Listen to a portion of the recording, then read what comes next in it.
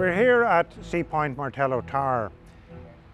The Martello Towers were built in 1804 in the anticipation of a Napoleonic invasion.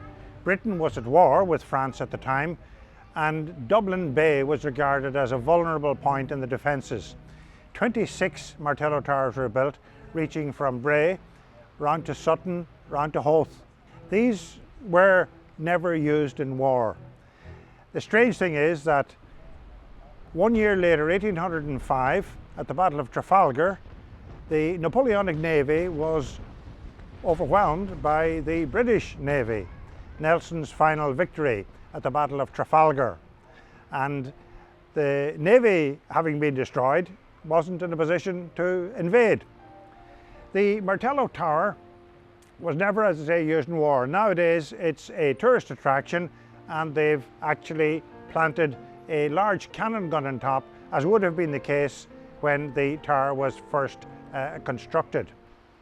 Behind me is the railway. The Dublin to Kingstown Railway was constructed in 1834 and constructed along an embankment at the foot of what were then low cliffs. These low cliffs were subsequently landscaped so that it's not quite so precipitous as it would have been at the time.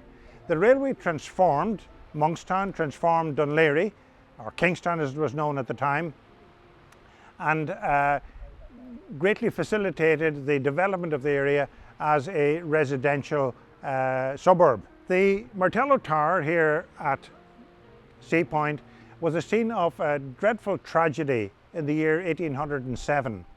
I've referred to this also in our little visit to Carrickbrennan Graveyard. In November 1807, two troop ships, the Prince of Wales and the Rochdale, set out from Dublin.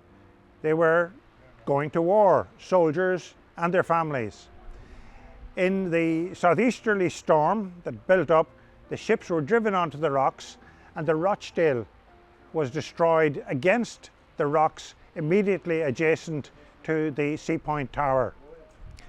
In all, 400 lives were lost, and it was this tragedy that triggered the campaign to eventually establish a new safe harbour for ships where we have Dún Laoghaire nowadays.